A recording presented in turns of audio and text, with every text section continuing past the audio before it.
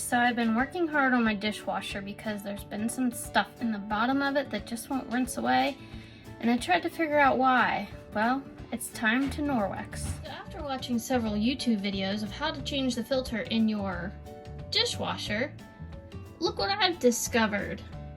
How nasty is that? You think that's bad? Check this puppy out.